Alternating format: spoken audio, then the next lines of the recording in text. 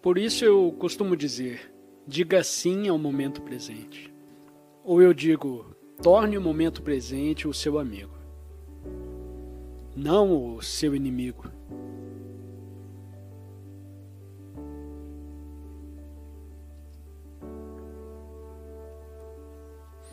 Isso significa, a propósito,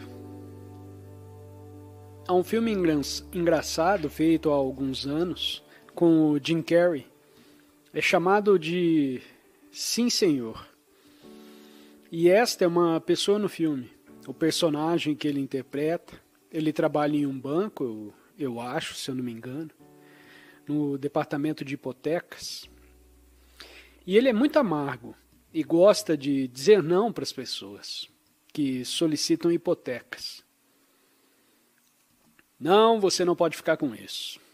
E ele adora dizer. E ele é muito negativo sobre tudo. Sua vida é monótona, chata. Tudo é negativo. Então ele vai para uma palestra dessas, estilo Nova Era.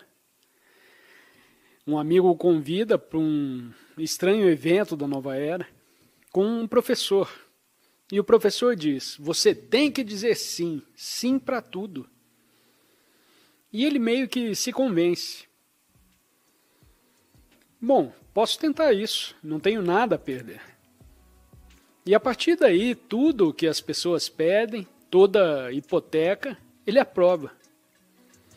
E o que quer que as pessoas perguntem a ele, tipo, você pode me emprestar um dinheiro?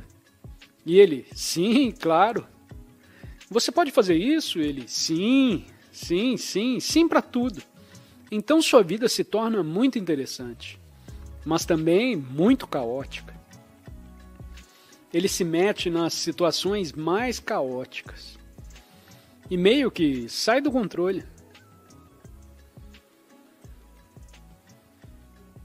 E no final, ele meio que parece perceber que isso não estava funcionando.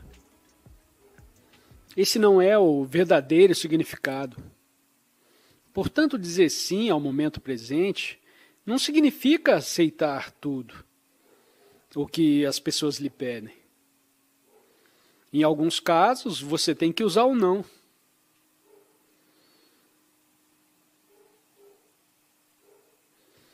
O não de uma forma raivosa, que negue o momento presente.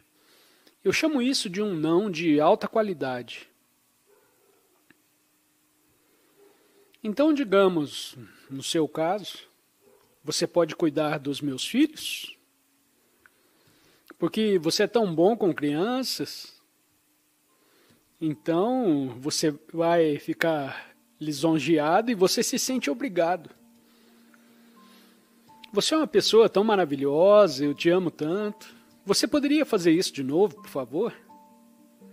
Em algum momento, desculpe-me, mas não posso fazer isso. Mas sem nenhuma negatividade. Uma declaração simples. Não é uma declaração reativa. Você não a transforma em uma pessoa má. Você quer tirar vantagem de mim? Não, eu não estou fazendo mais isso. Isso é um não de baixa qualidade. Mesmo que talvez ela estivesse tentando tirar vantagem de você, mas não é isso. Talvez então uma disfunção no ego dela.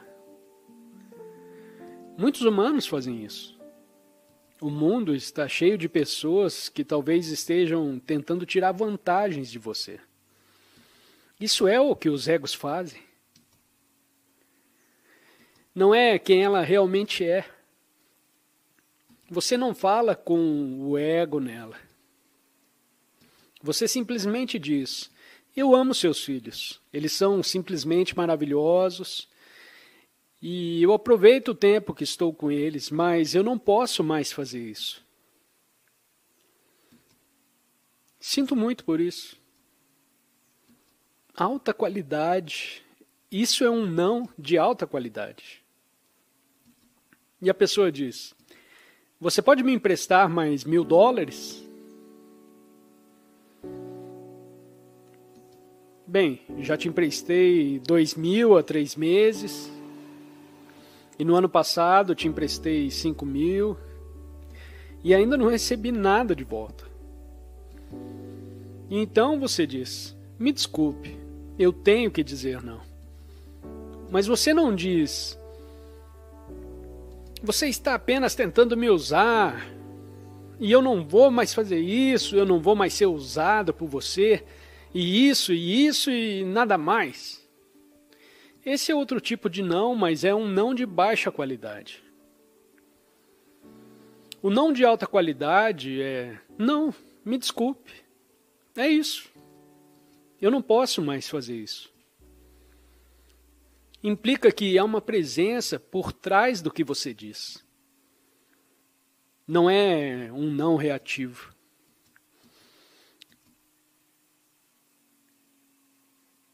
E o mesmo acontece como a pessoa que pede para você escrever algo e você diz, olha, eu dei uma observada global no que você falou e eu não estou de acordo com isso. Portanto, sinto muito. Preciso dizer não a isso. Eu não posso fazer isso. Muito obrigado. Um não de alta qualidade é algo bonito e funciona com bastante frequência.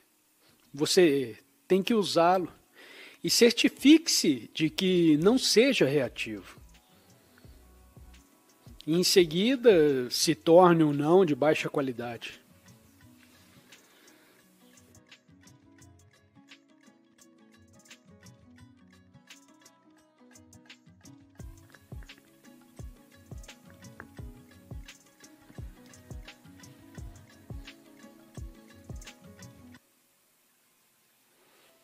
A identidade das pessoas é obtida a partir disso. O erro está na identificação com o pensamento. Agora surge uma pergunta. Quem ou o que é que se identifica com o pensamento? Se não sou a história que conta a mim mesmo sobre quem eu sou, se não sou isso, então quem ou o que eu sou?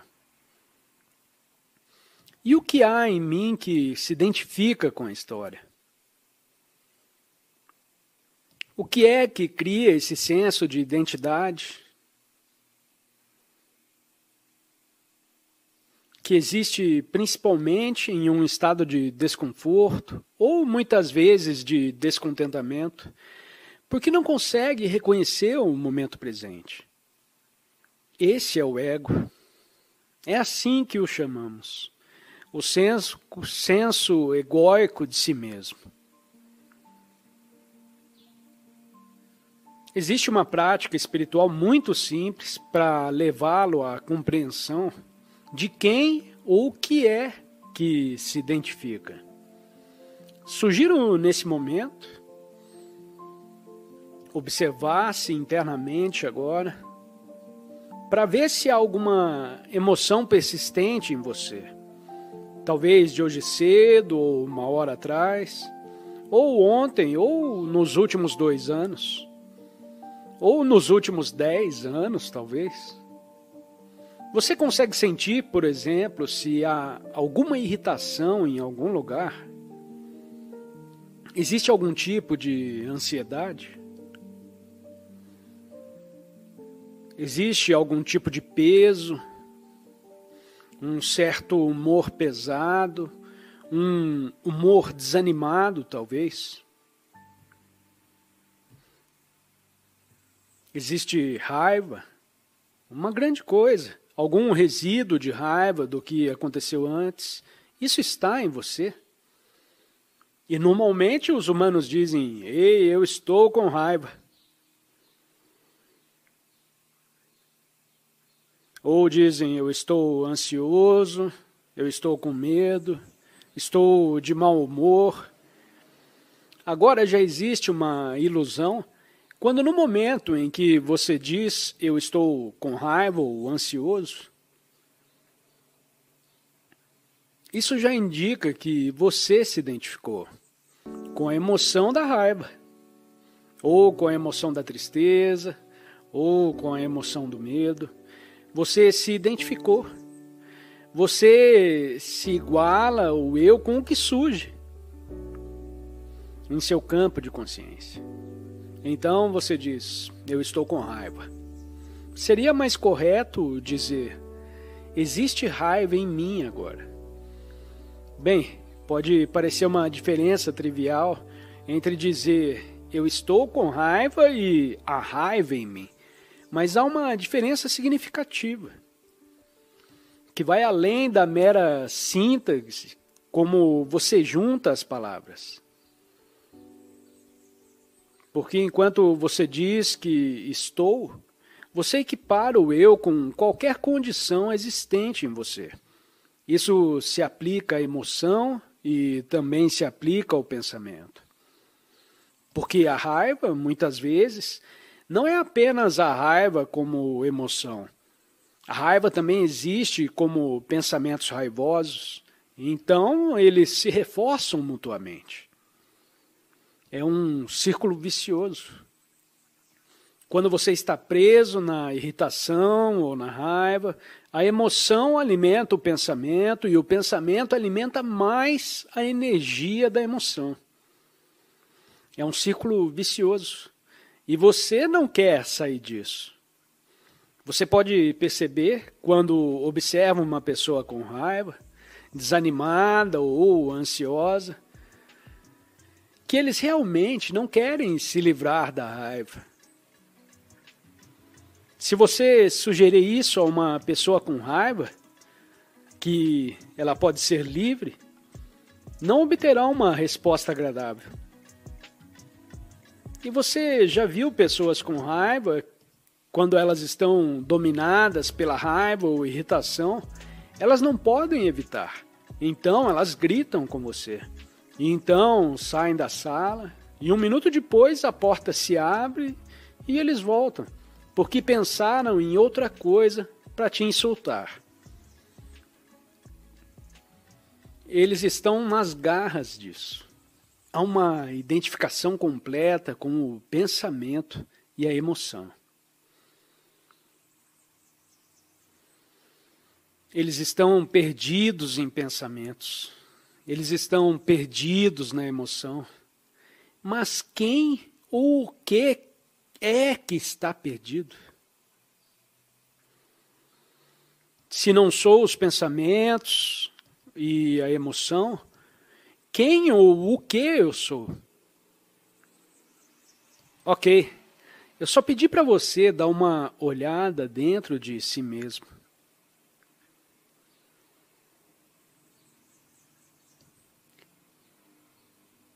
E se houver algo que seja chocante e desagradável e está aí dentro de você, eu não estou dizendo para você tentar se livrar disso, não faça isso. Reconheça o momento presente. O momento presente é o que é.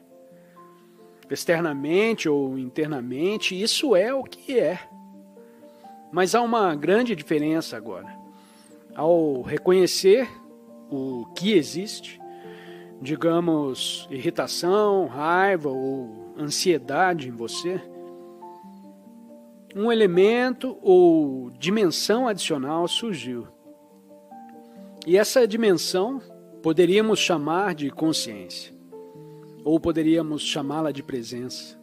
E no momento em que a consciência chega, você não está mais completamente identificado com ela. Às vezes eu descrevo como a raiva, e conforme sua percepção da raiva surge, há um pouco de espaço ao redor dela. Essa é a consciência.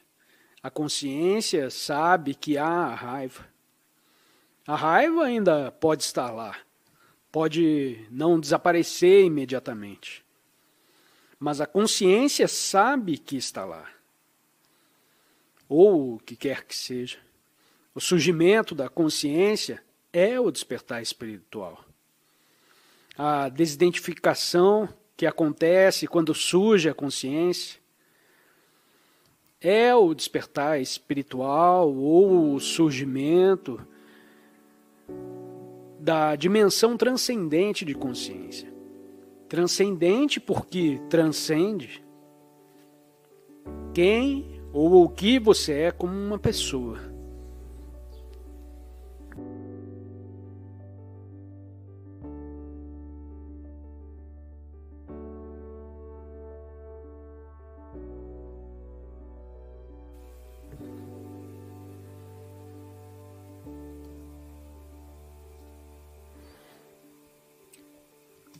Um erro muito comum ou uma forma disfuncional de viver uma forma inconsciente é, como mencionei antes, desvalorizar o momento presente e supervalorizar o próximo momento. O ego vive sempre com referência ao passado e ao futuro. Mentalmente, você está sempre em outro lugar, em vez de dar toda a sua atenção a isso. Porque esse é o momento mais valioso. Por quê? Porque é o único momento, o momento presente. Dê toda a sua atenção a esse momento. Porque não é verdade que o próximo momento é mais significativo, porque nunca chega. Assim, existe uma forma de estar totalmente presente no planejamento do futuro. São todas as pequenas coisas. E mesmo que você seja o Papa, ou o presidente de uma grande corporação, ou o presidente de um país, ainda é o mesmo. O momento presente, em sua riqueza, que geralmente é negligenciada, porque você está sempre procurando por algo mais significativo. É bom conseguir coisas, especialmente se forem benéficas. Mas para a humanidade e para a totalidade do planeta, é lindo ter isso. Mas nem isso compõe sua identidade. Quanto mais você honra as pequenas coisas, mais provável é que você experimente mais coisas boas no chamado futuro. Porque você tem um relacionamento tão bom com o presente. A gratidão é um estado subjacente de consciência, que está dando toda a sua atenção e honrando o que é. O poder de manifestar está em experimentar a plenitude do momento presente. A plenitude indiferenciada. Então, quando você não reclama, não apenas das outras pessoas, mas também da sua vida, você não pode mais ser uma vítima. Eu sou a luz da consciência, na qual esses sentimentos estão agora sendo experimentados. A vítima é uma enorme prisão. Não é quem você é. E lembre-se, obrigado por tudo e não tenho nenhuma reclamação. Portanto, há essa quietude maravilhosa aqui. E vamos reconhecê-la. O poder não está apenas em você, mas está ao seu redor.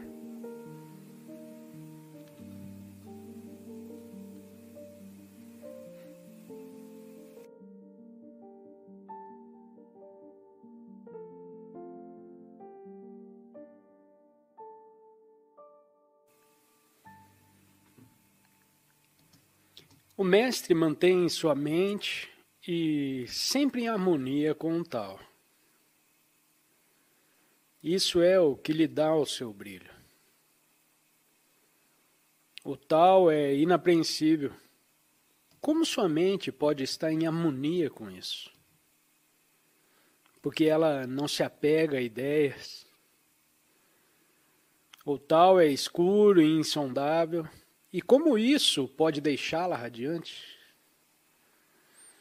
porque ela permite. Desde antes do tempo e do espaço, onde está o tal é.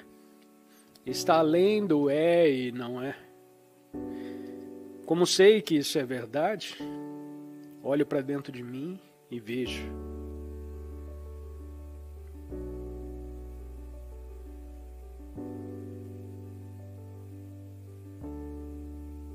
Vamos olhar de novo e ver. O mestre mantém sua mente sempre unida ao tal. Isso é o que lhe dá o seu brilho. Mantém sua mente em harmonia com o tal. E na linha seguinte diz: se é inapreensível, como pode a mente dela se harmonizar com isso? E diz: porque ela não se apega a ideias. Interessante. Ela não se apega a ideias. Isso me lembra um famoso ditado zen que diz: não me lembro qual mestre zen o disse, mas ele diz: não busque a verdade. Apenas pare de alimentar opiniões. Acredito que isso aponta para o mesmo estado interno de desidentificação do pensamento. Ela não se apega a ideias e se apega a isso. Não quer dizer que ela não tenha ideias. Mas o mestre não se apega a ideias. E o mestre Zen, quando disse não procure a verdade, apenas pare de alimentar suas opiniões, ele não disse pare de ter opiniões. Assim como Lao Tse não diz não tenha ideias. Ele diz não se apegue a ideias. E o outro mestre diz pare de alimentar as opiniões. Portanto, esse apego, que é o mesmo que acariciar, é a autoidentificação com os pensamentos que surgem.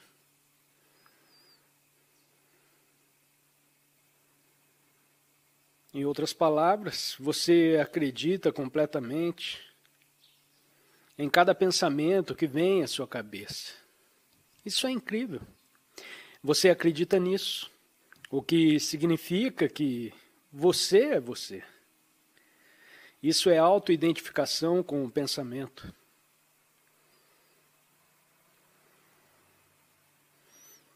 Então, como estar sempre em harmonia com o tal? É tão simples. Por um lado, você poderia chamá-lo de parar de acalentar opiniões. Agora, qualquer pensamento que surge, em última instância, é uma opinião. Você poderia dizer, pare de estimar, pare de se identificar com isso. Ou não se apegue a ideias, como nas palavras de Lao Tse. Ou nessa presente tradução aqui. Para que haja sempre um espaço entre você e seus pensamentos, ou melhor, você não é o pensamento. Você é o espaço para o pensamento. É assim que eu coloco às vezes. Vocês estão familiarizados com isso.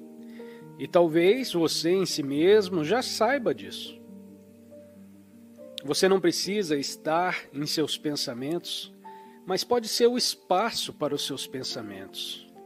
Então, não importa o quão estranhos sejam os seus pensamentos, isso não importa tanto.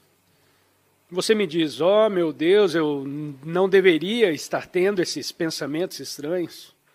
Não, porque isso é outro pensamento. Eu deveria ser espiritualmente avançado, e porque ainda estou tendo esses pensamentos, deve haver algo errado comigo. Isso te soa familiar? Os pensamentos são pensamentos. São mais pensamentos que dizem, eu não deveria estar tendo esses pensamentos. Há algo errado comigo. E então, você acredita nesses pensamentos. Pensamentos que julgam outros pensamentos. Isso pode soar familiar para alguns de vocês. E não há nada de pessoal nisso. É a mente humana. Então você não precisa eliminar os pensamentos.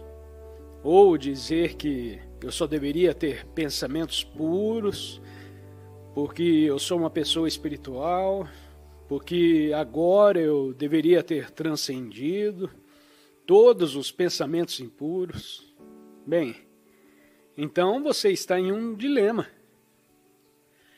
Porque nesse mundo de polaridades, se você quiser apenas ter pensamentos puros, estará criando a outra polaridade no invisível. E mais cedo ou mais tarde, a outra polaridade surgirá por trás, rastejando. E isso tem sido feito, às vezes, por cristãos que tentam praticar os ensinamentos de Cristo, sem entrar no estado de consciência. De onde isso vem? Eles tentam ser puros, espirituais e bons cristãos, negando a outra polaridade e a reprimindo. E então, de repente, eles são dominados por algo profundamente destrutivo e negativo. Então, você tem uma pessoa legal e maravilhosa, que sempre fala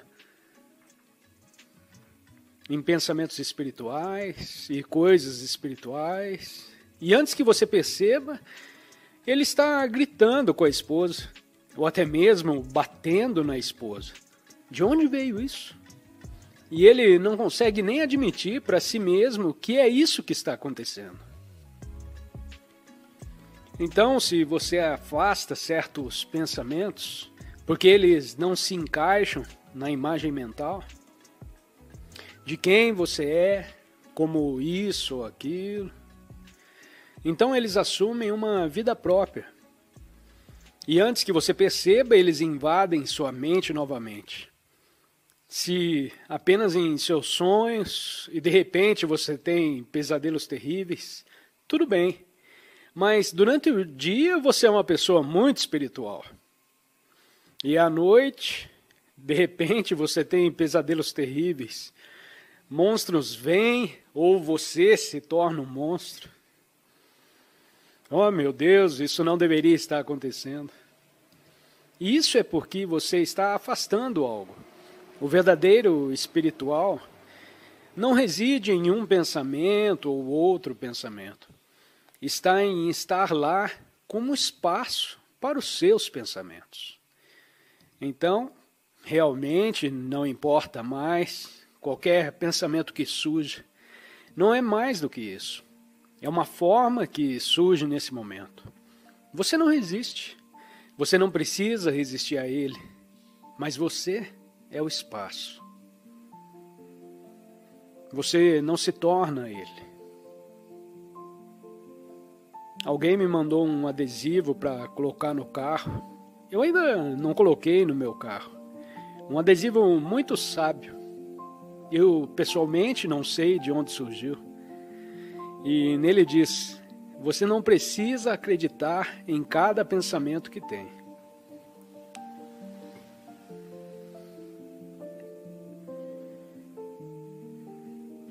Portanto, essa é a prática de ser o espaço ou a testemunha em vez de ser o pensamento. E você pode praticar com suas opiniões. Muitos pensamentos ou todos os pensamentos podem ser opiniões captadas, mas há certas coisas que são definitivamente, claramente reconhecíveis como opiniões. Quando você está conversando com as pessoas todos os dias, quando está discutindo ou conversando com amigos, colegas ou vizinhos, Então eles vão expressar sua opinião sobre o que quer que seja. E você pode expressar sua opinião. E então você pode observar se há ou não autoidentificação com sua opinião. E a sua opinião, claro, é uma posição mental. A posição da mente, você se identifica com alguma posição mental? Se estiver identificado, então você está valorizando opiniões. Nas palavras do Mestre Zen, ou você está se apegando a ideias nas palavras de Lao Tse.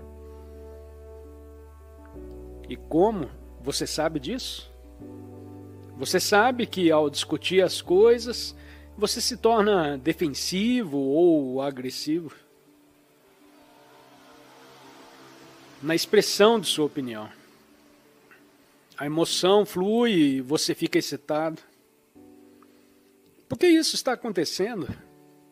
Por que você está se tornando defensivo ou agressivo?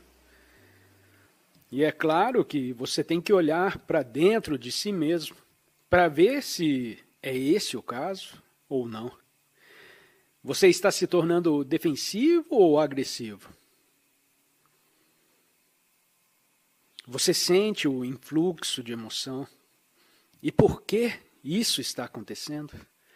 Porque inconscientemente você se sente ameaçado por alguém que ataca, questiona ou contradiz sua posição mental. Por que você se sente ameaçado por alguém que questiona sua posição mental? Isso é um sinal que você se identificou com uma posição mental. E identificou significa que seu senso de identidade estava nela. Então a pessoa não está atacando a sua opinião do ponto de vista do seu inconsciente. A sua opinião, como você se identificou, está sendo atacada justamente porque você se identificou com isso. Isso não é verdade, mas é assim que você percebe, como se ela estivesse atacando a sua própria existência. Porque você se identificou com uma posição mental, havia um eu nela. Portanto, qualquer um que questione isso, questiona a sua própria existência. É um processo inconsciente. Então, isso é uma coisa incrível de se perceber em si mesmo. E é um padrão inconsciente profundamente arraigado na maioria dos seres humanos. E claro, quando você se torna consciente disso, geralmente pode vê-lo com muito mais clareza nos outros, mais facilmente em seu amigo, ou em quer que esteja tendo esse tipo de manifestação em si mesmo. Claro, agora eu entendo o que meu marido e minha esposa fazem. Eu entendo completamente. E esse é o primeiro passo.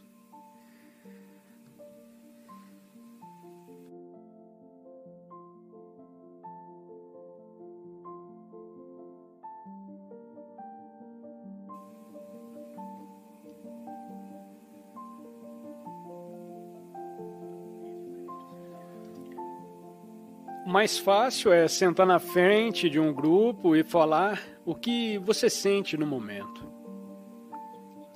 Então você diria, enquanto eu estou sentado aqui, minhas mãos estão molhadas, pegajosas, eu posso sentir tremores, há um certo tipo de pânico. Eu estou suando porque estou falando com você. E quanto mais você fala sobre o que realmente existe, mais rapidamente você realmente o transcende e se conecta com as pessoas. Então, as verdades simples, estou tão nervoso, tudo bem ficar nervoso. Você começa a aceitar as coisas como são. Não é que eu deveria ser alguém que fala bem ao público. Não. Apenas fale com o coração completamente honesto e aberto. Então você se conecta com as pessoas e depois de alguns minutos, se você tiver algo a dizer, isso sairá de você. Se você não tem nada a dizer, melhor ter um roteiro para ler. Eu me lembro quando meu ego era muito preso nos meus 20 anos. Mesmo conversando numa sala com 4 ou 5 pessoas, discutindo alguma coisa, eu achava extremamente difícil. Foi para mim quase como falar em público.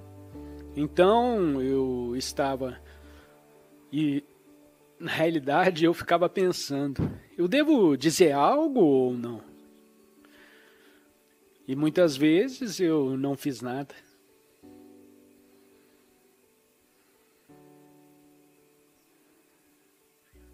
O medo se dissolve quando você começa a fazer o que teme, em vez de pensar nisso. Desde que não o mate.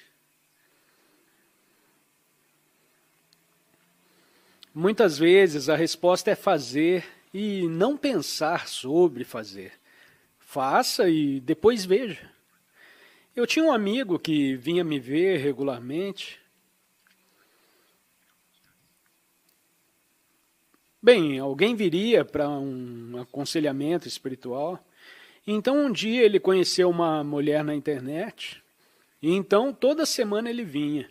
Ele me dizia que o relacionamento estava ficando cada vez mais profundo.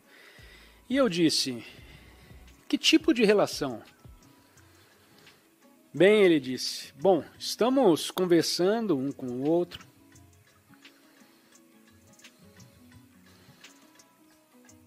E agora eu sinto que estou me apaixonando por essa mulher. E penso nela o tempo todo. Então eu disse, você não está pensando nessa mulher. Você está pensando nisso como uma imagem mental em sua cabeça. De quem é essa mulher? Então ele disse, bem, sim, mas eu sou casado. Devo vê-la? E era realmente uma bagunça. E eu disse, vá, e você deve conhecê-la, eu nem estou mais falando com você sobre isso. Eu disse, vá, encontre, e ele fez. E esse foi o fim do relacionamento. Terminou depois de 1 minuto.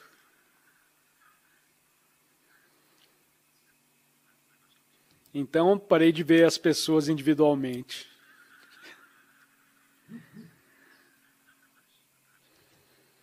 Esse talvez é um tipo mais óbvio de problema criado pela mente. Mas todos os problemas são realmente criados pelo pensamento inconsciente. Todos os problemas. Quando isso acaba e você sai do pensamento compulsivo e inconsciente, tudo o que resta é o que quer que seja agora. A situação em que você age ou se abstém de agir. Algumas situações você precisa agir, outras situações não há nada que eu possa fazer agora. Então é um ou o outro. Nenhum dos dois é um problema. Ação ou abstenção de ação. Não há problema nisso. Se for uma emergência, obviamente é necessário uma ação. Outros, onde a ação é possível, a ação acontece. E se não for nada, nada que eu possa fazer, nada acontece. Renda-se, aceite, deixe ir, apenas esteja presente. E mesmo que pareça inaceitável, você precisa ir ainda mais fundo. Porque algumas situações parecem inaceitáveis. Se você aceita o inaceitável, você vai mais fundo. inaceitável, significando a morte de um ente querido, sua própria morte se aproximando, a perda do seu precioso carro, inaceitável. Então você precisa ir muito, muito fundo, porque isso leva a um despertar. E muitas vezes fazer não é mais possível quando a morte se aproxima. Ainda pensar em termos de fazer é um absurdo. Como ainda fazem nos hospitais, onde lhe dão drogas potentes só para você viver. Mais 2 ou 3 meses e sofrer. Ou mesmo 6 meses ou 1 ano. Porque a morte ainda é inaceitável para a mente ocidental, ou em grande medida. Você faz até o fim. Você tem que fazer alguma coisa. Sim, fazer é algo bom, mas chega um momento em que você precisa ser abandonado. Isso é lindo. É aí que a verdadeira realização acontece.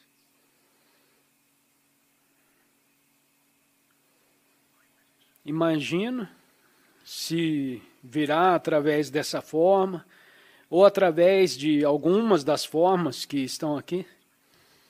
Lugares onde as pessoas aprendem a morrer lindamente.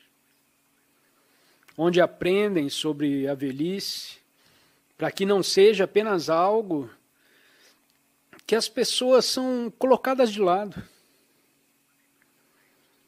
E apenas esperam que o inaceitável aconteça, enquanto assistem à televisão. Mas verdadeiros lugares de espiritualidade, onde eles usam a grande oportunidade que existe na velhice, quando o corpo começa a se dissolver, a grande oportunidade de despertar.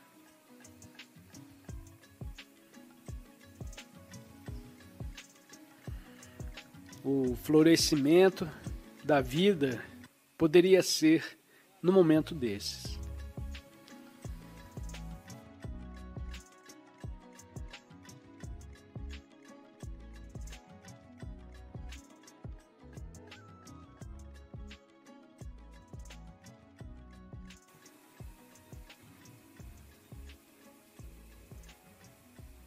Sim, certamente a mente conceitual detém algum significado a isso. Embora a música exista em diferentes níveis, tem algum tipo de música que estimula muito as emoções. Isso não é a mente, mas as emoções. Ouvir música pode ser uma meditação maravilhosa. E praticar música, mais ainda. Você toca algum instrumento? Mas você ouve música. Música clássica, sim, sim. Houve vários anos, não sei quantos, talvez 15 anos, em que ouvi muito pouca música. E por quê? Porque o mais estranho é que eu realmente disse isso para alguém naquela época, que me fez uma pergunta bem semelhante. E eu disse, não, eu não ouço muita música. Isso foi naquela época. Por que não? Ela perguntou. Porque eu senti que todas essas coisas, como música e arte, estavam todas dentro de mim. A essência de tudo que a música pode expressar, eu podia sentir continuamente. Bem, eu ainda posso de qualquer maneira. Eu poderia continuamente sentir dentro de mim. E assim posso apreciar a música. Eu disse a ela na época, mas eu não preciso disso. É como se eu tivesse o creme e todo o resto fosse o leite desnatado. Mas até a natureza eu percebi como leite desnatado. Lembro-me de muitas vezes sentado na natureza e às vezes fechando os olhos, especialmente quando eu ainda morava em Londres, eu ia para Hampstead todos os dias. Sentava em um banco e fechava os olhos, e tamanha beleza e profundidade do sem forma, a própria vida ou consciência sem forma. Então, quando eu abria meus olhos e via a natureza, ela ainda era muito bonita, mas parecia uma versão diluída do que eu tinha dentro de mim mesmo, ou mesmo do que eu era por dentro. Não que haja algo de errado nisso. Para muitas pessoas, pode ser um ponto de entrada nisso. Portanto, pode levá-lo a isso. Agora, então, chegou o tempo em que voltei a ouvir música, como um prazer. E agora eu faço. Talvez não todos os dias, mas de vez em quando eu ouço música.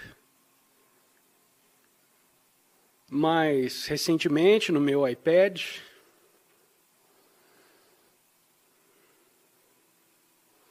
embora os alto-falantes sejam muito pequenos, eles têm mais ou menos o tamanho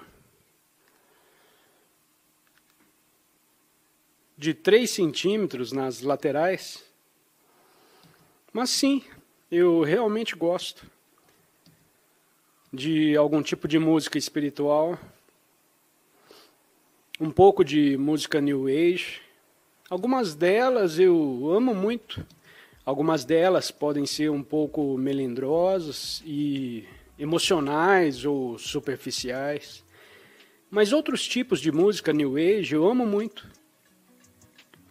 Outro dia eu encontrei uma estação, ou a Quinha encontrou, não me recordo, chama-se Rádio Calma, e acredito que pode até ser canadense. E a Rádio Calma tem muitos canais, mas é uma estação. E você pode escolher o tipo de música que gosta. E vai tocar como música clássica, oriental, bálsamo, cura, spa, folclórica, clássica, ópera. Tem vários canais. É simplesmente maravilhoso. A prática de um instrumento também pode ser uma meditação maravilhosa para muitas pessoas, porque realmente, para sua mente, ele ajuda a pará-la. O importante, porém, e pode ser útil, é que a presença não se associe a nenhuma atividade em particular. A atividade pode ser útil, mas em algum momento você tem que ver e usar como uma ajuda, por exemplo, como tocar um instrumento, flauta ou seja lá o que for. Se eu aprendesse um instrumento, provavelmente aprenderia a tocar flauta, porque parecia uma coisa simples, embora não fosse fácil, provavelmente de dominar.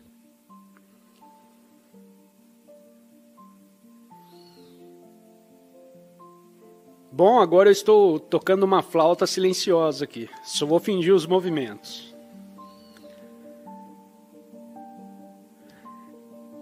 O equivalente a uma mão batendo palmas. Não se tornar dependente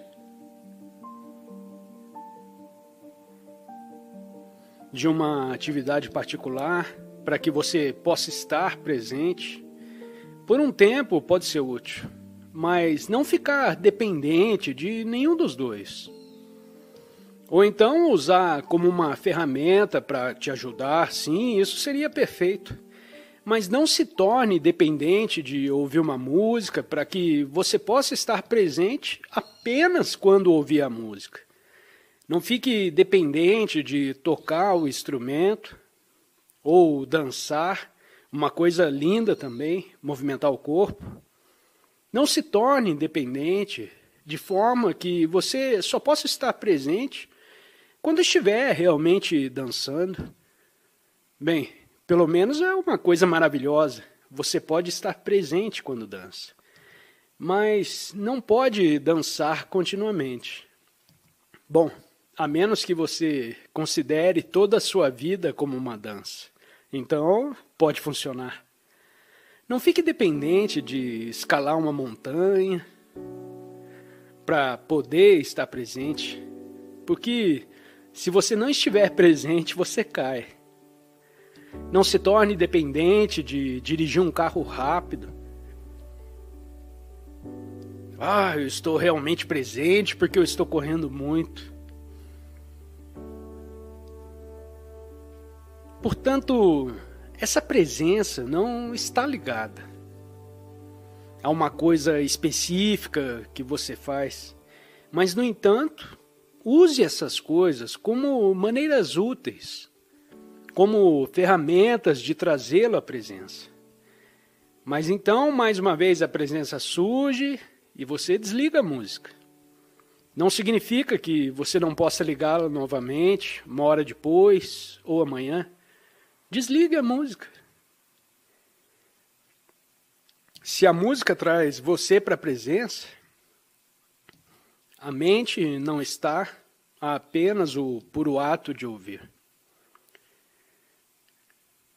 E você está ciente de que há um ato puro de ouvir e você é a consciência. Você se conhece como a consciência que está ouvindo.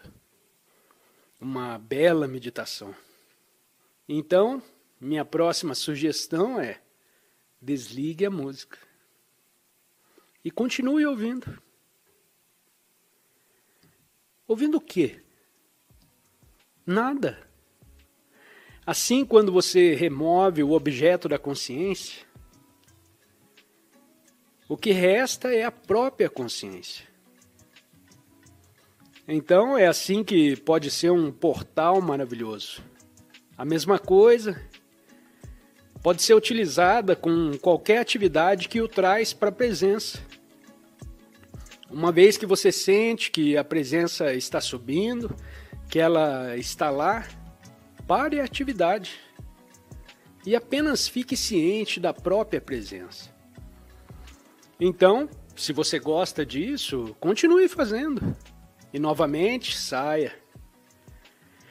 Portanto, essa presença não está vinculada a uma atividade específica. Ou você pode ver uma foto de um professor espiritual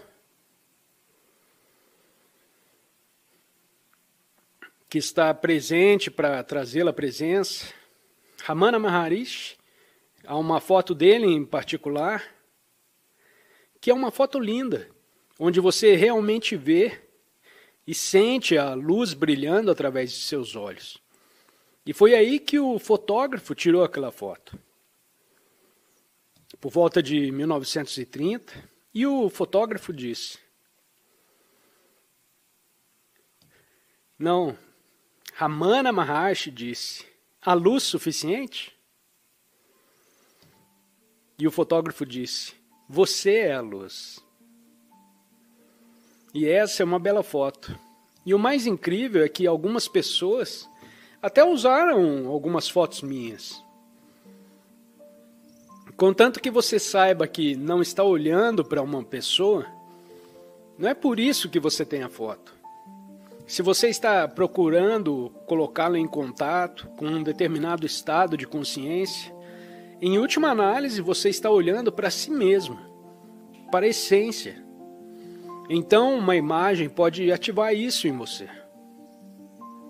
Então o próximo passo é, novamente, semelhante ao que eu disse antes, feche os olhos ou remova a imagem. E continue a sentir essa presença. Assim você pode usar o que estiver lá para te ajudar. Mas não se torne dependente disso. seja o que for, use, desfrute, mas não se torne dependente. Então, fique associado exclusivamente à presença. Então, você só pode estar presente quando colocar um pequeno altar com Ramana Maharishi e ficar olhando a foto dele. Mas assim que você for embora, você estará totalmente inconsciente.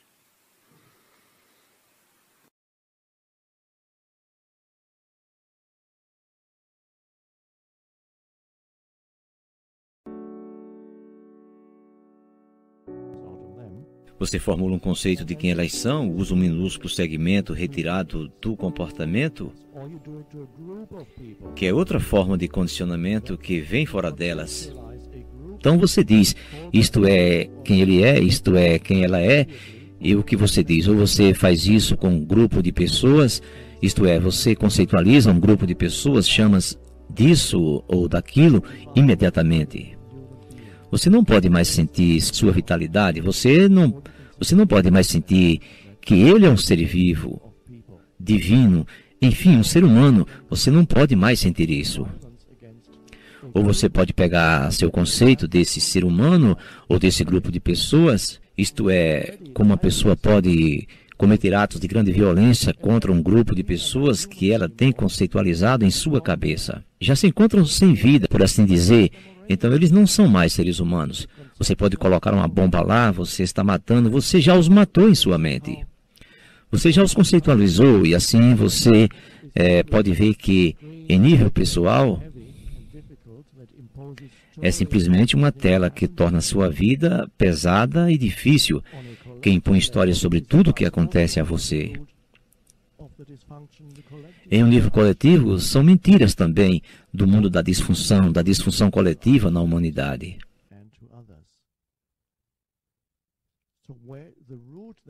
E o que nós estamos fazendo a nós mesmos e aos outros?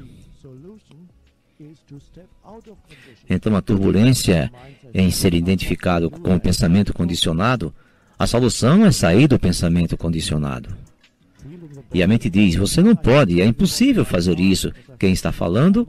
O pensamento condicionado. Sinta o corpo. Não, eu não posso sentir o corpo agora porque eu tenho muita coisa em minha mente. Quem está falando? A mente. Então a mente dirá também a você quando você acordar na cama. Você precisa pensar sobre isso agora. Se você não pensar sobre isso agora, entra em colapso.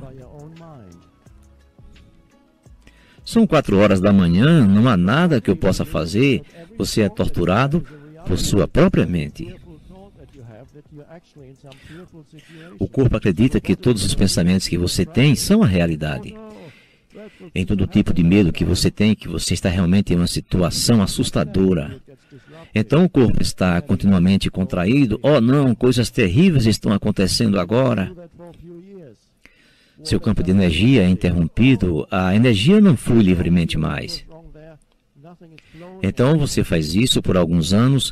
O que isso faz com seu corpo? Oh, isto está errado aqui, aquilo está errado lá, nada está fluindo mais. Então você está na cama e algo na cabeça volta a dizer que você precisa pensar sobre isso agora. Não, eu não preciso. Não há nenhuma atitude que eu possa tomar nesse momento.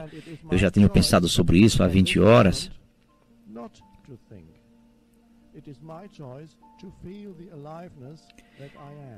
E a minha escolha nesse momento, não pensar. E a minha escolha, sentir a vida que eu sou. Então a mente diz, não, você não pode fazer isso agora. Você pode identificar o pensador e não confundir o pensador com quem você é.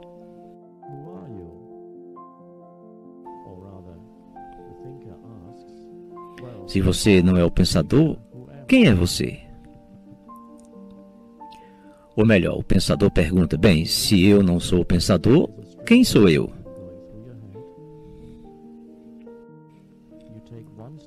Quando você perceber que há uma corrente de pensamentos através da sua cabeça,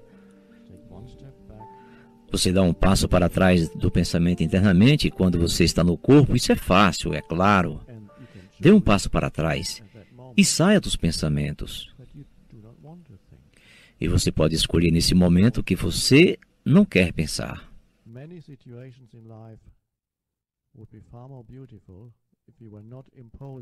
Para quê?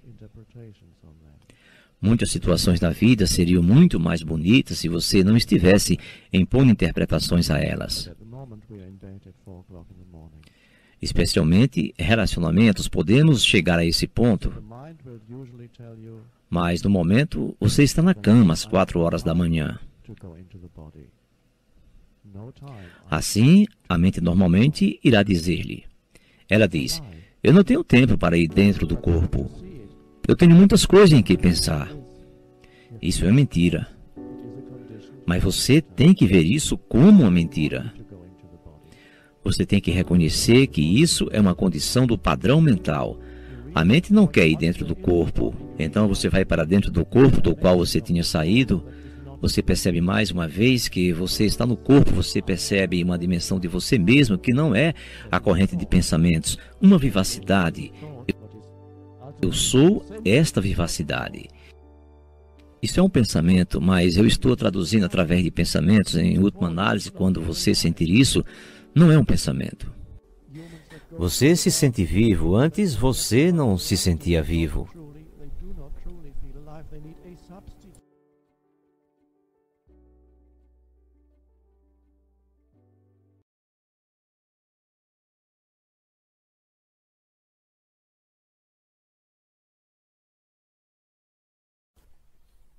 Lembre-se de que a nossa percepção do mundo é um reflexo do nosso estado de consciência. Não estamos separados dele e não há um mundo objetivo fora dele. A cada momento, a nossa consciência cria o mundo em que habitamos. Um dos maiores insights que a física moderna teve foi o da unidade entre o observador e o observado. A pessoa que conduz a experiência, a consciência observadora, não pode ser separada dos fenômenos observados. E uma nova maneira de olhar leva os fenômenos observados a se comportarem de maneira diferente. Se você acredita na separação e na luta pela sobrevivência, vê essa crença refletida à sua volta e as suas percepções acabam sendo governadas pelo medo. Você vive num mundo de morte, lutas, uns atacando e matando os outros. Nada é o que parece ser. O mundo que você criou e vê através da mente pode parecer um lugar bem imperfeito, até mesmo um vale de lágrimas. Mas o que quer que você perceba é somente uma espécie de símbolo, como uma imagem em um sonho. É o jeito pelo qual a sua consciência interpreta e interage com a dança de energia molecular do universo. Essa energia é o material bruto da assim chamada realidade física. Você a vê em termos de corpos e de nascimento e morte, ou como uma luta pela sobrevivência. Existe um número infinito de interpretações diferentes, de mundos completamente diferentes, tudo dependendo do que a consciência percebe. Cada ser é um ponto focal da consciência e cada ponto focal cria o seu próprio mundo, embora todos esses mundos se interliguem. Existe um mundo humano, um mundo das formigas, um mundo dos golfinhos e etc. Existem incontáveis seres cuja frequência de consciência é tão diferente da nossa que provavelmente não temos consciência da existência deles, assim como eles não têm da nossa. Seres altamente conscientes da ligação que mantêm com a fonte habitam um mundo que para nós pareceria como um domínio celeste, mas ainda assim todos os mundos são basicamente um só. No momento em que a consciência humana coletiva tiver se transformado, a natureza e o reino animal irão refletir essa transformação. Aqui está a afirmação da Bíblia que no futuro o leão vai se deitar ao lado da ovelha. Isso aponta para a possibilidade de um ordenamento da realidade completamente diferente. O mundo tal qual se apresenta para nós é em grande parte um reflexo da mente, sendo o medo uma consequência inevitável da ilusão criada pelo ego. É um mundo dominado pelo medo. assim como as imagens em um sonho são símbolos dos estados interiores e dos sentimentos. Assim, a nossa realidade coletiva é uma expressão simbólica do medo e das pesadas camadas de negatividade até agora acumuladas na psique coletiva humana. Não estamos separados do nosso mundo, então, quando a maioria dos humanos se tornar livre da ilusão egóica, essa mudança interior vai afetar toda a criação. Vamos literalmente viver em um mundo novo. É uma mudança na consciência do planeta. O estranho ensinamento budista que toda árvore e toda folha de grama irão finalmente se tornar iluminadas aponta para a mesma verdade. De acordo com São Paulo, toda a criação está à espera de que os homens obtenham a iluminação. É assim que interpreto suas palavras. A criação aguarda com impaciência a revelação dos filhos de Deus. São Paulo diz que todo o universo vai se redimir através disso, ao escrever: sabemos, com efeito, que a criação inteira geme, ainda agora, com as dores do parto. O que está nascendo é uma nova consciência e, como um reflexo inevitável, um novo mundo. Isso também está relatado no livro das Revelações do Novo Testamento. Vi então um novo céu e uma nova terra, porque o primeiro céu e a primeira terra desapareceram. Mas não confunda causa e efeito. Nossa primeira tarefa é buscar a salvação através da criação de um mundo melhor, mas sim despertar da nossa identificação com a forma. Não estamos mais presos a este mundo, a este nível de realidade. Podemos sentir nossas raízes no não manifesto e assim estamos livres do apego ao mundo manifesto. Ainda podemos desfrutar os prazeres passageiros desse mundo, mas não somos mais escravos dessas experiências. Não estamos mais em busca de satisfação através de uma gratificação psicológica, através da alimentação do ego. Não temos mais medo de perder alguma coisa, portanto não precisamos nos apegar a este mundo. Estamos em contato com algo infinitamente maior do que qualquer prazer, maior do que qualquer coisa manifesta. Em um certo sentido, não precisamos mais do mundo e nem mesmo que ele seja diferente do que é.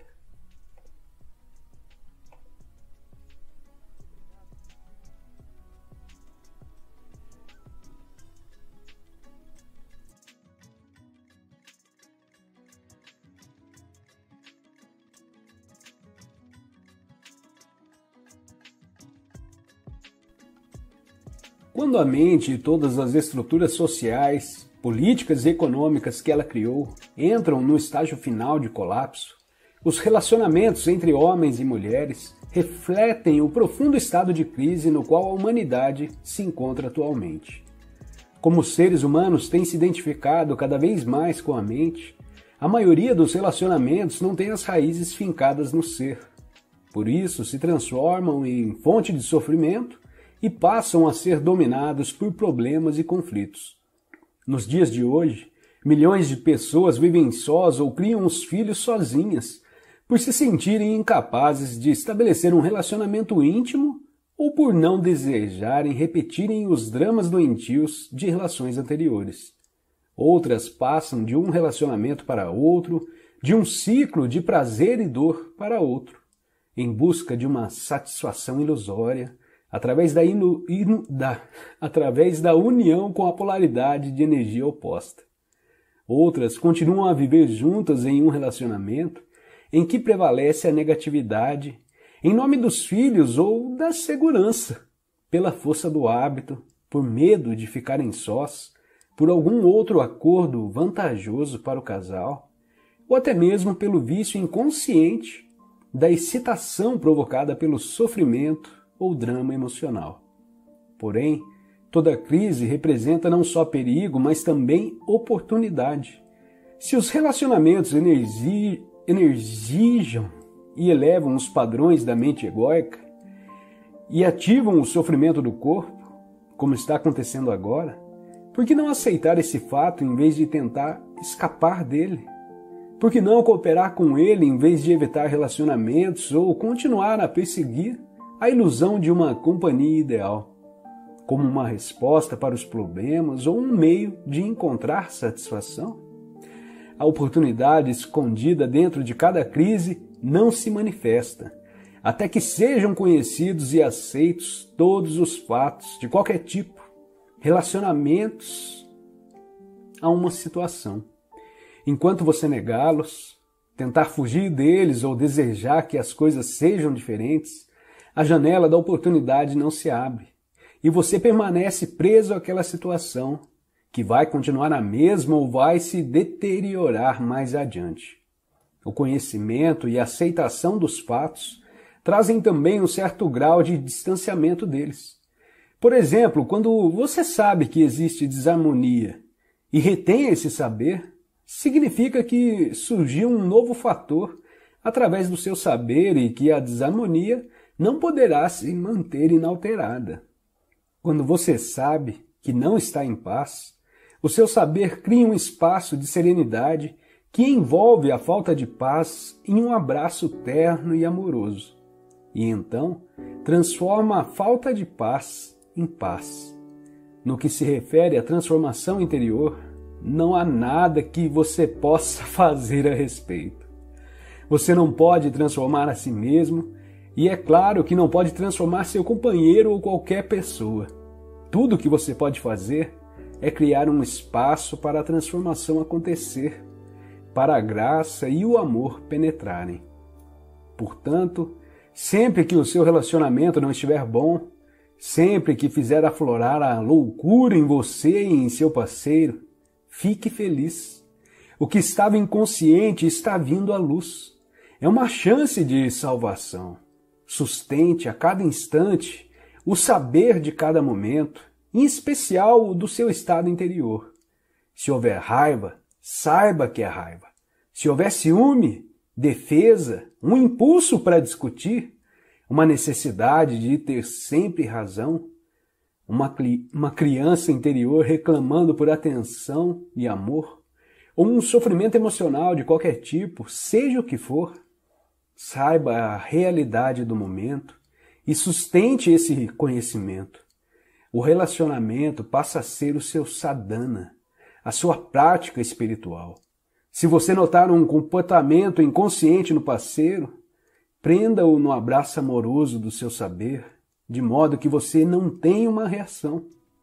A inconsciência e o conhecimento não conseguem conviver por muito tempo, mesmo que o conhecimento esteja só com uma pessoa e a outra não tenha consciência do que está fazendo.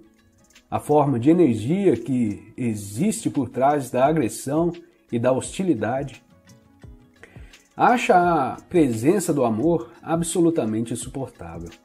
Se você reage à inconsciência do seu parceiro, você também fica inconsciente. Mas se você ficar alerta à sua reação, nada está perdido.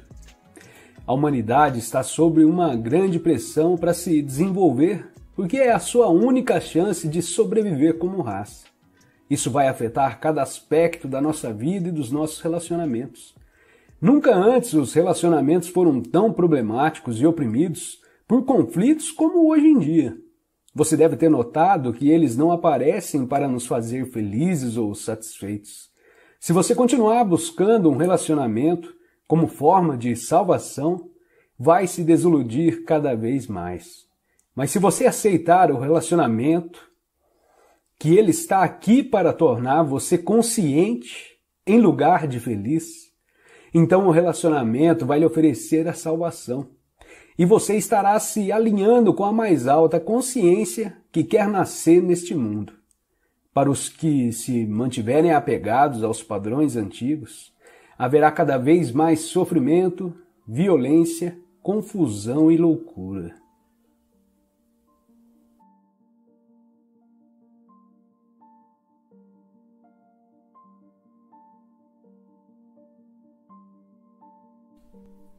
O entendimento intelectual é apenas mais uma crença e não vai fazer muita diferença para a nossa vida.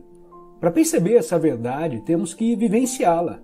Quando cada célula do nosso corpo está tão presente que vibra com a vida, e quando conseguimos sentir essa vida a cada momento, como a alegria do ser, podemos dizer que estamos livres o tempo todo. As contas de amanhã não são um problema, A degeneração do corpo não é mais um problema. A perda do agora é o problema. Ou melhor, a ilusão central que transforma uma situação simples, um acontecimento ou uma emoção em um problema pessoal e em sofrimento. Perder o agora é perder o ser.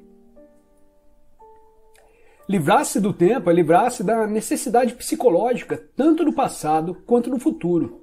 Isso representa a mais profunda transformação de consciência que você possa imaginar. Em casos muito raros, essa mudança na consciência acontece de forma drástica e radical de uma vez por todas. Quando isso acontece, normalmente através de uma completa rendição, em meio a um sofrimento intenso. Muitas pessoas, entretanto, têm de trabalhar para obtê-la. Depois dos primeiros vislumbres do estado atemporal de consciência, passamos a viver em um vai e vem entre a dimensão do tempo e a presença. Primeiro você começa a perceber que a sua atenção raramente está no agora. Entretanto, saber que você não está presente já é um grande sucesso. O simples saber já é a presença. Mesmo que no início dure só alguns segundos no tempo do relógio, antes de desaparecer outra vez. Depois, com uma frequência cada vez maior, você escolhe dirigir o foco da consciência para o momento presente. Você se torna capaz de ficar presente por períodos mais longos. Portanto, antes que sejamos capazes de nos estabelecer com firmeza no estado de presença, oscilamos periodicamente, de um lado para o outro, entre a consciência e a inconsciência, entre o estado de presença e o estado de identificação com a mente. Perdemos o agora várias vezes, mas retornamos a ele. Por fim, a presença se torna o estado predominante. A maioria das pessoas nunca vivencia a presença. Ela acontece apenas de modo breve e acidental em raras ocasiões, sem ser reconhecida pelo que é. Muitos seres humanos não se alternam entre a consciência e a inconsciência, mas somente entre diferentes níveis de inconsciência. Como você provavelmente sabe, o ser humano se desloca constantemente entre fases do sono em que sonha e que não sonha. Da mesma forma, a maioria das pessoas, quando acordada, se alterna entre a inconsciência comum e a inconsciência profunda. Chamo de inconsciência comum essa identificação com os nossos processos de pensamentos e emoções, nossas reações, desejos e aversões. É o estado normal da maioria das pessoas. Neste estado, somos governados pela mente e não temos consciência do ser.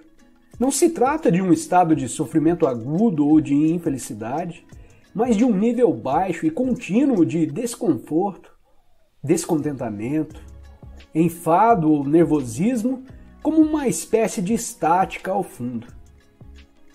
Talvez você não perceba muito bem essa situação, porque ela já faz parte da nossa vida normal. Da mesma forma que você não percebe um barulho contínuo ao fundo, como o zumbido do ar-condicionado até ele parar. Quando isso acontece de repente, ocorre uma sensação de alívio. Muitas pessoas usam a bebida, as drogas, o sexo, a comida, o trabalho, a televisão, ou até mesmo o ato de fazer compras como anestésicos, em uma tentativa inconsciente para acabar com esse desconforto básico. Quando isso acontece, uma atividade que poderia ser muito agradável, se feita com moderação, passa a ter um componente de compulsão ou dependência. E tudo que se obtém sob essa influência traz uma sensação de alívio por um período extremamente curto. A sensação de desconforto da inconsciência comum se transforma no sofrimento da inconsciência profunda, ou seja, um estado de sofrimento ou infelicidade mais agudo e mais perceptível quando as coisas vão mal. Quando o ego é ameaçado ou quando existe um desafio maior, tal como uma perda real ou imaginária em nossa situação de vida, ou um conflito numa relação. A inconsciência profunda é uma versão ampliada da inconsciência comum, da qual difere na intensidade, mas não na espécie. Na inconsciência comum, uma resistência habitual ou uma negação daquilo que é, cria um desconforto que a maioria das pessoas aceita como algo normal. Quando essa resistência se intensifica, através de algum desafio ou ameaça ao ego, faz aflorar uma negatividade intensa que se manifesta sob a forma de raiva, medo profundo, agressão, depressão e etc. A inconsciência profunda significa com frequência que o sofrimento começou e que você passou a se identificar com ele. A violência física não aconteceria sem o estado de inconsciência profunda. Ela pode explodir com facilidade quando as pessoas geram um campo coletivo de energia negativa. O melhor indicador de nível de consciência é a maneira como você lida com os desafios da vida. É através desses desafios que uma pessoa já inconsciente tende a se tornar mais profundamente inconsciente. E uma pessoa consciente a se tornar mais intensamente consciente. Podemos nos valer de um desafio para nos acordar ou para permitir que ele nos empurre para um sono ainda mais profundo. O sonho do nível da inconsciência comum se transforma então em um pesadelo. Se você não consegue estar presente, mesmo em situações normais, como, por exemplo, quando está sozinho em uma sala, caminhando no campo ou ouvindo alguém, certamente não será capaz de permanecer consciente quando alguma coisa vai mal. Será dominado por uma reação que é sempre, em última análise, alguma forma de medo e empurrado para uma inconsciência profunda. Esses desafios são os seus testes. Só o modo como você lida com eles lhe mostrará onde você está no que se refere ao seu estado de consciência. E não a quantidade de horas que você consegue ficar sentado com os olhos fechados. Portanto, é fundamental colocar mais consciência em sua vida durante as situações comuns. Porque quando tudo está correndo de modo relativamente tranquilo, é assim que se aumenta o poder de presença. Ele gera um campo energético de alta frequência vibracional em você e ao seu redor. Nenhuma inconsciência, nenhuma negatividade, nenhuma discórdia ou violência pode penetrar nesse campo e sobreviver.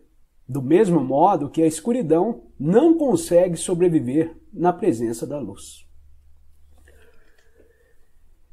Que coisa incrível, né, gente? A mesma situação, a mesma situação que vai ocorrer na sua vida, se você estiver consciente do momento presente, vai te dar um plus, vai ser um exercício de aumento dessa consciência no momento presente. E se você estiver ali na inconsciência comum e se manter nessa condição, a mesma situação te leva para baixo. É incrível isso. Isso aí só prova pra gente que quanto mais a gente vive as experiências, é realmente a nossa própria mente que cria o mundo, a situação onde a gente vive, né? Que possamos elevar o nosso nível de consciência.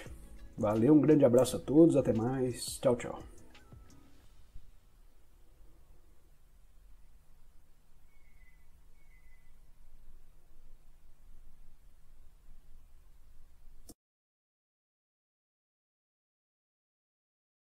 Se em seus relacionamentos você vivenciou tanto o amor quanto o seu oposto, então é provável que você esteja confundindo o apego do ego e a dependência com amor. Não se pode amar alguém em um momento e atacar essa pessoa no momento seguinte. O verdadeiro amor não tem oposto. Se o seu amor tem um oposto, então não é amor, mas uma grande necessidade do ego de obter um sentido mais profundo e mais completo do eu interior. Uma necessidade que a outra pessoa preenche temporariamente. É uma forma de substituição que o ego encontrou e por um curto período ela parece ser mesmo a salvação. Chega então um momento em que o outro passa a se comportar de um modo que deixa de preencher as suas necessidades, ou melhor, as necessidades do nosso ego. As sensações de medo, sofrimento e falta, que estavam encobertas pelo relacionamento amoroso, voltam a aparecer. como acontece com qualquer vício. Ficamos muito bem enquanto a droga está disponível, mas chega no momento em que a droga não funciona mais. Quando essas dolorosas sensações de medo reaparecem, nós as sentimos mais fortes do que antes e passamos a ver o outro como a causa de todas essas sensações. Isso significa que estamos projetando no outro essas sensações, por isso nós o agredimos com toda a violência que é parte do nosso sofrimento. Essa agressão pode despertar o sofrimento do outro, que é induzido a contra-atacar. Nesse ponto, o ego ainda está inconscientemente esperando que a agressão ou a tentativa de manipulação seja suficiente para levar o outro a mudar o comportamento, de forma que possa usá-lo de novo para encobrir seu sofrimento. Todo vício surge de uma recusa inconsciente de encararmos nossos próprios sofrimentos. Todo vício começa no sofrimento e termina nele. Qualquer que seja o vício, álcool, comida, drogas legais ou ilegais, ou mesmo uma pessoa, ele é um meio que usamos para encobrir o sofrimento. Essa é a razão por que, passada a euforia inicial, existe tanta infelicidade, tanto sofrimento nos relacionamentos íntimos. Eles não causam o sofrimento e a infelicidade, eles a trazem à superfície. O sofrimento e a infelicidade que já estão dentro de nós. Todo vício faz isso. Todo vício chega a um ponto em que já não funciona mais para nós e então sentimos o sofrimento mais forte do que nunca. Essa é uma razão pela qual muitas pessoas estão sempre tentando escapar do momento presente e buscando algum tipo de salvação no futuro. A primeira coisa que devem encontrar, caso focalizem a atenção no agora, é o próprio sofrimento que carregam, e é isso que mais temem. Se ao menos soubessem como no agora, é fácil acessar o poder da presença que dissolve o passado e o sofrimento.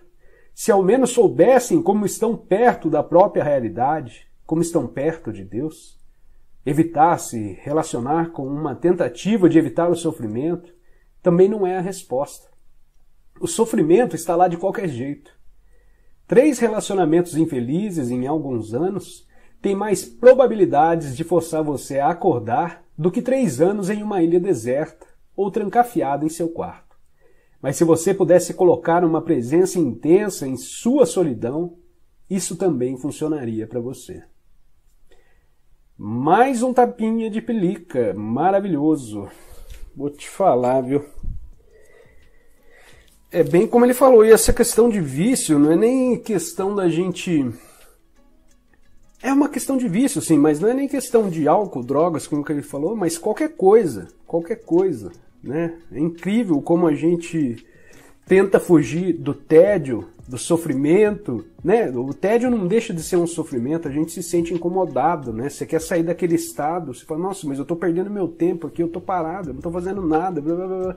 Em vez da gente se conectar com o nada nesse momento, aproveitar essa circunstância para se conectar um pouquinho mais com esse estado, né, com essa ponte que nos liga ao poder do infinito aí, e a gente não quer fugir, toda vez a gente quer fugir. A gente imagina que abandonar essa conexão com o mundo exterior é puro sofrimento, né? Ai, pai.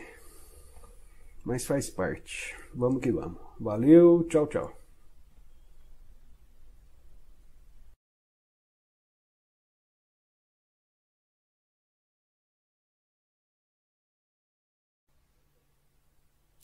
Não nego que podemos encontrar uma forte resistência interna tentando nos impedir de pôr um fim à identificação com o sofrimento. Isso acontecerá particularmente se tivermos vivido intimamente identificados com o sofrimento emocional durante a maior parte da vida e se tivermos investido nele uma grande parte, ou mesmo todo o nosso sentido de eu interior. Isso significa que construímos um eu interior infeliz por conta do nosso sofrimento e acreditamos que somos essa ficção fabricada pela mente. Nesse caso, nosso medo inconsciente de perder a identidade vai criar uma forte resistência a qualquer forma de não identificação.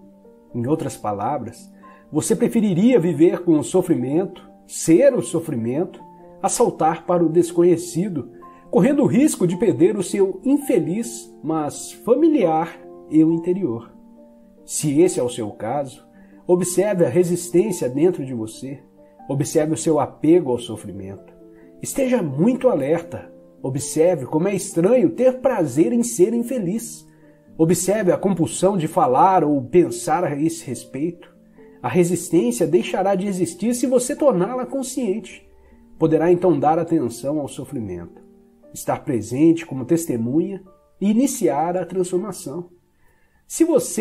Só você pode fazer isso. Ninguém pode fazer por você. Mas caso tenha bastante sorte para encontrar alguém intensamente consciente, se puder estar com essa pessoa e juntar-se a ela no estado de presença, isso poderá ser de grande utilidade, acelerando o processo. Se isso acontecer, a sua própria luz logo brilhará mais forte.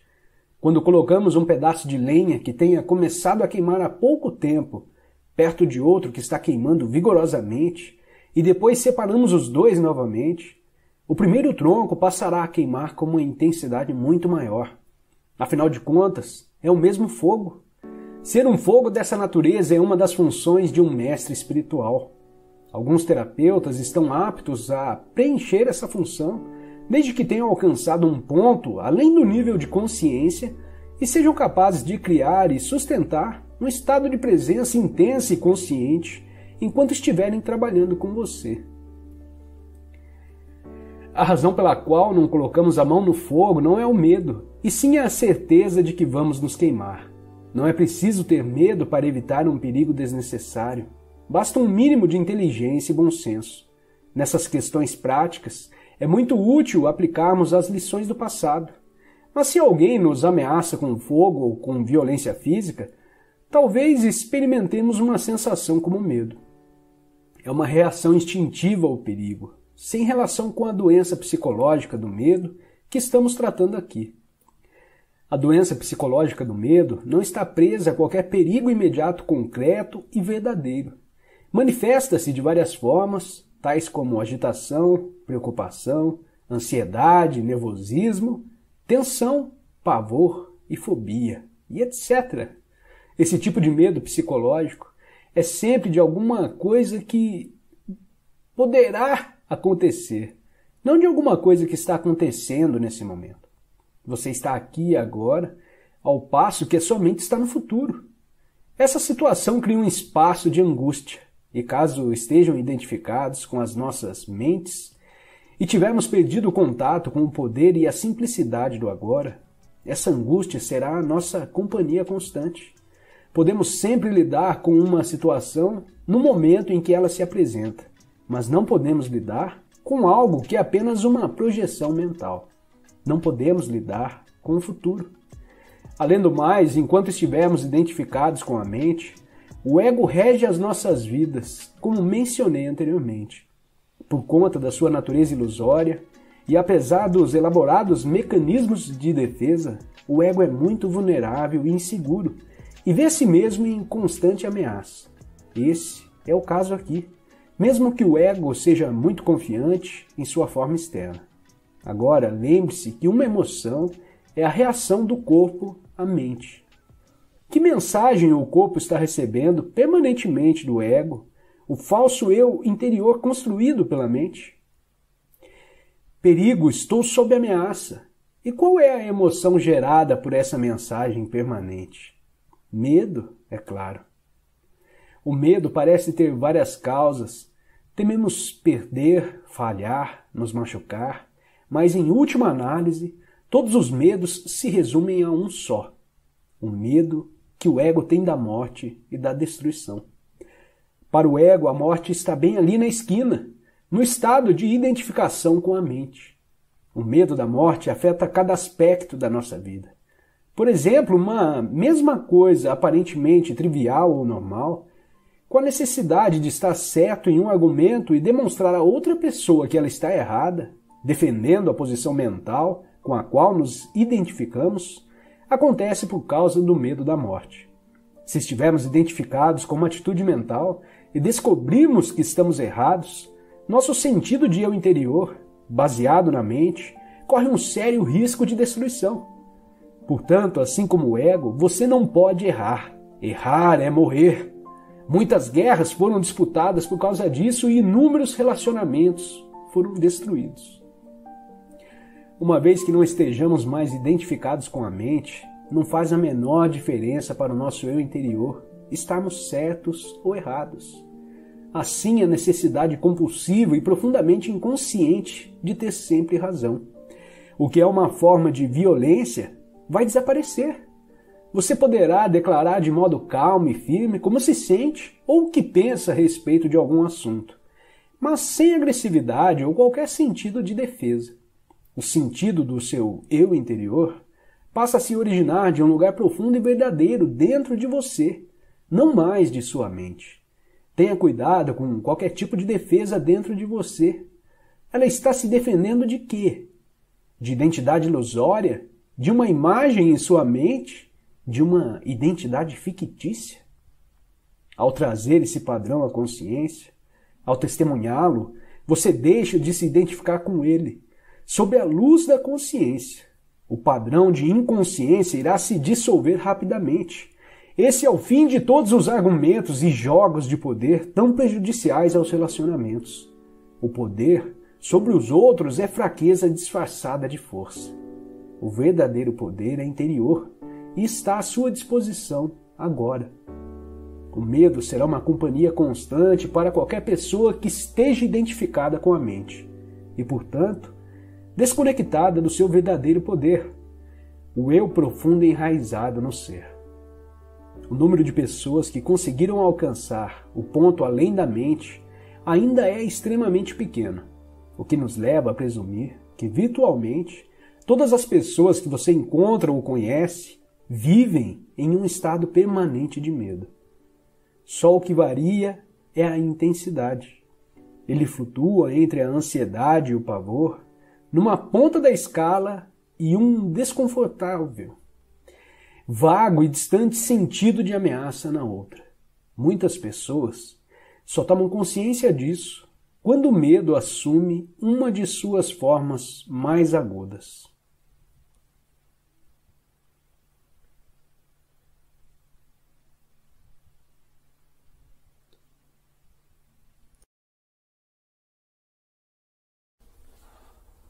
O barulho que vem de vez em quando da base aérea pode ser considerado um tipo de limitação. Se não tivermos uma boa noite de sono, porque nosso colega ronca, vamos considerar isso uma limitação relativamente pequena em nossa vida. Mas existem as grandes limitações.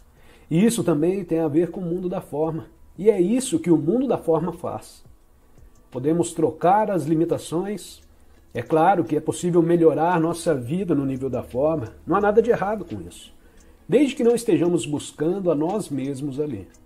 É bonito brincar com as formas da vida. Agora vou ganhar dinheiro, vou me dedicar a isso. No entanto, não devemos esperar que só seremos alguém quando conquistarmos o que desejamos. Ser alguém não é algo a ser obtido por meio do dinheiro ou do futuro. Portanto, podemos brincar com o mundo da forma. E há algo de milagroso nisso. Quando paramos de exigir que este mundo nos faça felizes, não importa onde estamos, nem a situação que estamos vivendo, nem as pessoas que encontramos, nem o lugar onde estamos indo, consideramos tudo muito satisfatório.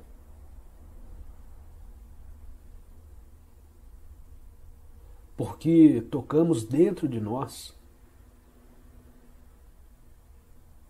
que é mais profundo que o movimento do pensamento, que é mais profundo do que a forma. O movimento do pensamento ainda é forma. Então tudo se resume a um simples fato de aceitarmos intensamente o momento presente? Sim, mas necessitamos de um certo grau de presença para sermos capazes de aceitar o presente como é.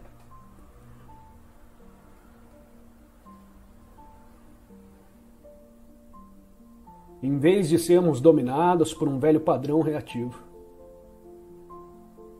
e governados pelo eu ficcional, que afirma que isso não se encaixa na nossa história.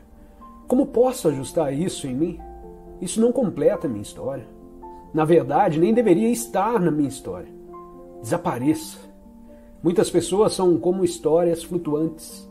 Quando encontram outras pessoas, não querem estar com elas. Pedem a elas que saiam das suas histórias. Quero outra pessoa no seu lugar.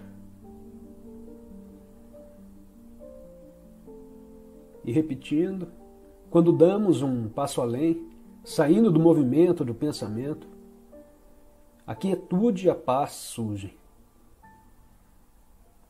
E nos harmonizamos com o que seja o presente. Isso é tudo. Ficamos em harmonia com o que existe, não importa que forma tenha. De qualquer jeito, isso vai mudar logo, logo.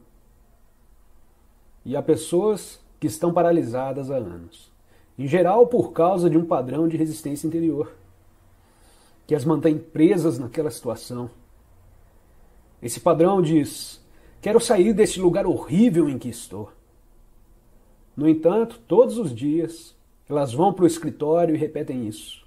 A mesma energia está ali, a mesma negatividade e resistência, e elas continuam onde estão.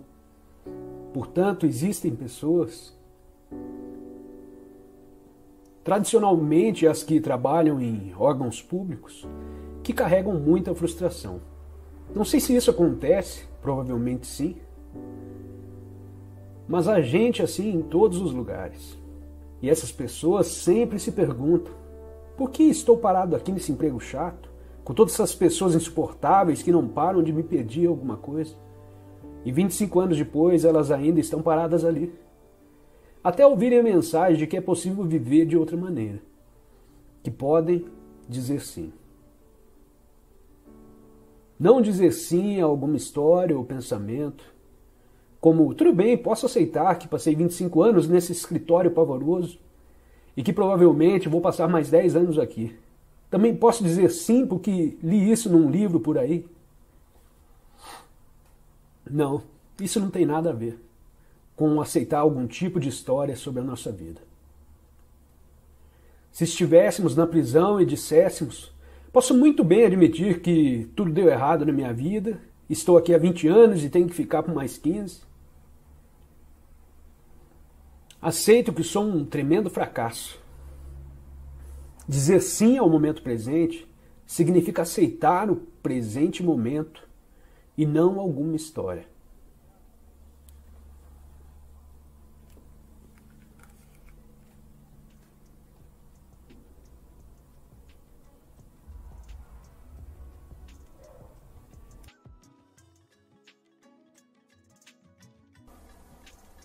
Entonces la práctica es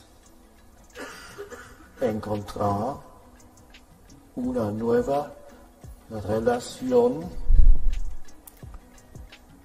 con la vida que es siempre el momento presente. Y esa nueva relación con la vida es muy diferente de la relación que el falso yo, el ego, tiene con la vida.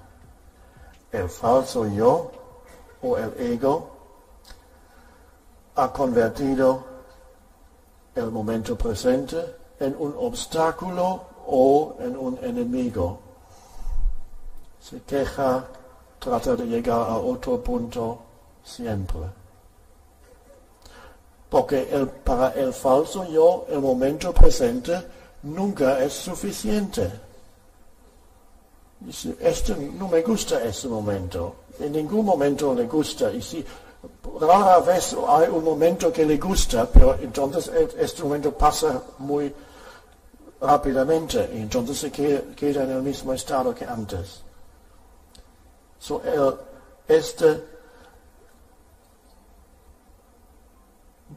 Profundo no contra el momento presente del falso yo, y el falso yo se sostiene con este no contra la vida. Es inconsciente, claro. Estamos haciendo lo inconsciente consciente para poder ir más allá. Este falso yo contra el no contra la vida del ego. Así es como el ego opone el presente momento de un modo u otro y así se nutre. Es la oposición contra que el falso yo necesita. Las quejas mentales son solamente un aspecto de eso. Y hay muchos egos que están en un estado casi constante de quejas mentales. A veces solamente los piensan y a veces salen de la boca. Escúchame, él ha dicho, ¿cómo se atreve a eso? Se quejan de personas, se quejan de situaciones, se quejan del tiempo, se quejan del país, se quejan de todo.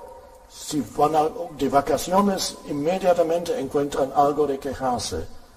Esto no es bueno, la cama no, siempre encuentran algo y es una de las formas a través de las que el ego se sostiene.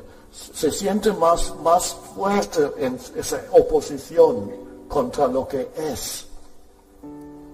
Oposición contra lo que es. Ya se ve que es algo demente, es una demencia, con oposición contra ya es. Pero opone lo que es, o sea que el estado normal, que significa loco, el estado normal es esa oposición contra la vida del falso yo. Y cuando lo ponemos así, vemos lo loco que es. Oposición contra la vida. Yo contra la vida, dice el ego. Yo, así se percibe a sí mismo. Yo contra el universo. Aquí estoy yo y aquí el resto del mundo. Y el resto del mundo me amenaza. Pero también lo necesito, o sea, estoy en conflicto. Necesito las cosas del mundo, pero al mismo tiempo es una amenaza. Y así vive el ego. Quiero más de eso, pero estoy contra eso porque necesito llegar allí donde obtengo lo más. Demencia mental normal que ha producido la historia humana. Recomiendo leer un libro de historia del siglo XX. Es suficiente para cada persona para ver que la mente colectiva humana padece de una enfermedad grave mental.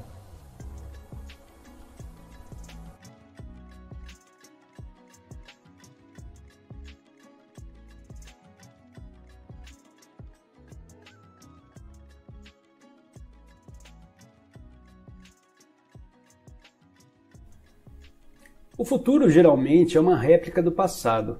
É possível haver mudanças superficiais, mas as transformações reais são raras e dependem da possibilidade de estarmos presentes para dissolver o passado, acessando o poder do agora.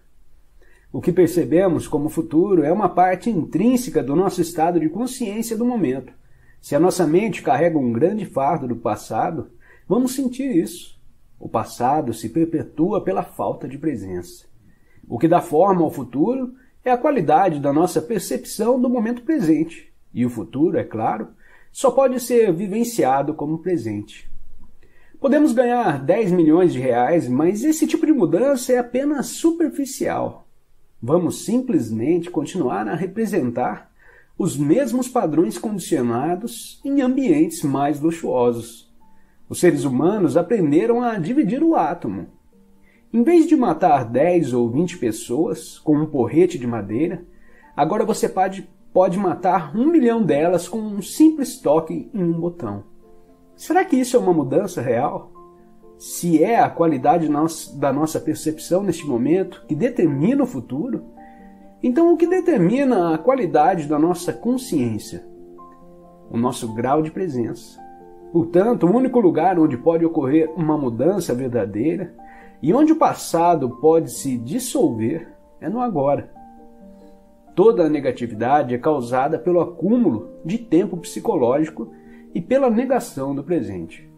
O desconforto, a ansiedade, a tensão, o estresse, a preocupação e todas essas formas de medo são causadas por excesso de futuro e pouca presença.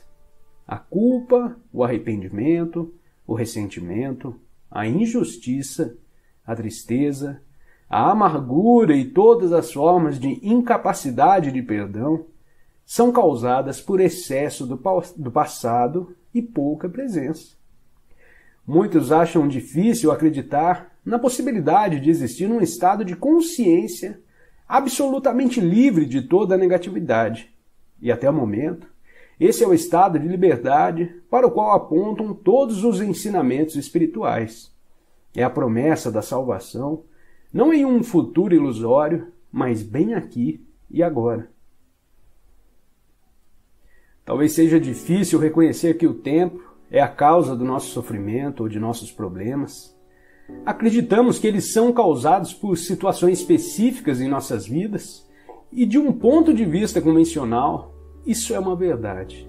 Mas enquanto não lidarmos com a disfunção básica da mente, o apego ao passado e ao futuro e a negação do presente, os problemas apenas mudam de figura. Se todos os nossos problemas ou causas, identificadas de sofrimento ou infelicidade, fossem milagrosamente solucionados no dia de hoje, sem que nos tornássemos mais presentes e mais conscientes, logo nos veríamos com um outro conjunto de problemas ou causa de sofrimentos semelhantes, como uma sombra que nos seguisse aonde quer que fôssemos. Em última análise, o único problema é a própria mente, limitada pelo tempo. Você nunca poderá alcançar esse ponto porque está nesse ponto agora. Não há salvação dentro do tempo. Você não pode se libertar no futuro. A presença é a chave para a liberdade. Portanto, você só pode ser livre agora. Você pensa que a sua atenção está no momento presente, quando na verdade está totalmente envolvida pelo tempo. Você não pode estar infeliz e completamente presente no agora ao mesmo tempo. Você não pode estar infeliz e completamente presente no agora ao mesmo tempo. Aquilo a que nos referimos como vida deveria ser chamado mais precisamente de situação de vida. É o tempo psicológico, passado e futuro. Certas coisas do passado não seguiram o caminho que queríamos. Ainda resistimos ao que aconteceu no passado e agora estamos resistindo ao que é. A esperança nos leva a prosseguir, mas a esperança nos mantém focalizados no futuro. E esse foco contínuo perpetua a negação do agora e, portanto, a nossa infelicidade. Esqueça a situação da sua vida por um instante e preste atenção à sua vida. A nossa situação de vida existe no tempo. Nossa vida é agora. Nossa situação de vida é coisa da mente. Nossa vida é real. Encontre o portão estreito que conduz à vida. Ele é chamado de agora. Restrinja sua vida a este exato momento. Sua situação de vida pode estar cheia de problemas. A maioria das situações de vida está. Mas verifique se você tem algum problema neste exato momento. Não amanhã ou dentro de 10 minutos, mas já. Você tem um problema agora? Quando estamos cheios de problemas, não há espaço para nada novo entrar. Nenhum espaço para uma solução. Portanto, sempre que você puder, crie algum espaço de modo a encontrar a vida sob a sua situação de vida. Utilize os seus sentidos plenamente. Esteja onde você está. Olhe em volta. Apenas olhe, não interprete. Veja as luzes, as formas, as cores, as texturas. Esteja consciente da presença silenciosa de cada objeto. Esteja consciente do espaço que permite cada coisa existir. Ouça os sons, não os julgue. Ouça o silêncio por trás dos sons. Toque alguma coisa, qualquer coisa. Sinta e reconheça o ser dentro dela.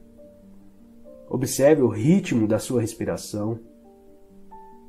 Sinta o ar fluindo para dentro e para fora. Sinta a energia vital dentro do seu corpo.